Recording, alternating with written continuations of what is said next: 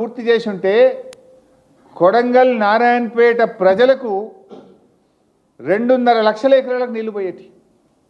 అసలు బీఆర్ఎస్ వచ్చుంటే ఈ పాడికి కొడంగల్ నారాయణపేట రైతుల కాళ్ళు కృష్ణమ్మ నీళ్లతో కడిగే వాళ్ళం మేము.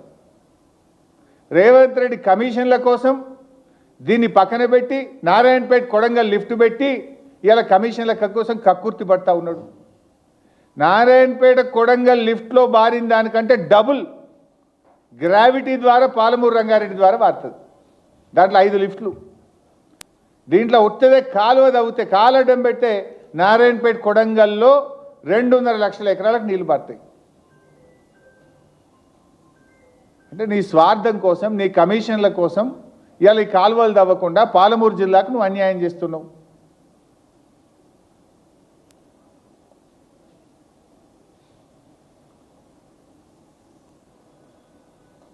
ఇవాళ 45 టీఎంసీలు అడగడం అనేది ఒక చారిత్రక తప్పిదం.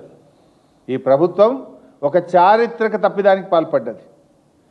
దివాలా కోరు కాంగ్రెస్ ప్రభుత్వం అని చెప్పొచ్చు. ఎందుకు చంద్రబాబును చూసి భయపడుతున్నారా? ఢిల్లీలో కేంద్ర ప్రభుత్వాన్ని చూసి రేవంత్ రెడ్డి భయపడుతున్నాడా? దేనికోసం తగ్గించుకుంటున్నారు? అనుమతుల కోసం పోరాడాల్సిన మీరు అనుమతులు వదిలిపెట్టినరు, డిపిఆర్ వాపసు తెచ్చిండ్రు, నీటి కేటాయింపులను సగానికి సగం తగ్గించుకున్నారు.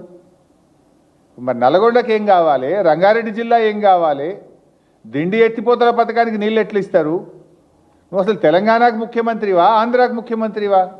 ఎవరి ప్రయోజనాలు కాపాడే ప్రయత్నం చేస్తున్నావు? పాలమూరు బిడ్డ అని చెప్పుకుంటూ పాలమూరు గొంతుకు వస్తున్నావు కదా నువ్వు.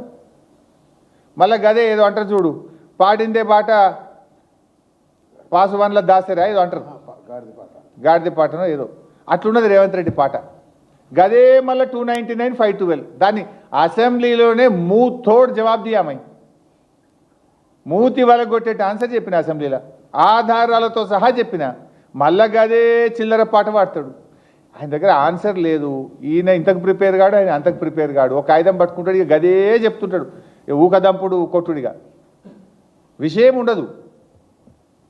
నీకు లాస్ట్ టైం అసెంబ్లీలో చెప్పినా కదా, 299 512 మీద 1 డే ఫుల్ డిస్కషన్లో మీ నోరు ముయించిన నేను. అరే 1/2 డజన్ మంది మంత్రులు లేస్తే కూడా ఎవరికి వాళ్ళకి సమాధానం చెప్పినాం. మేము కేసీఆర్ ట్రైనింగ్లో పెరిగిన వాళ్ళం కదా. 299 512లో ఆనాడు అసలు ఈ 299 512 ఎడికెళ్ళి వచ్చిందండి? కాంగ్రెస్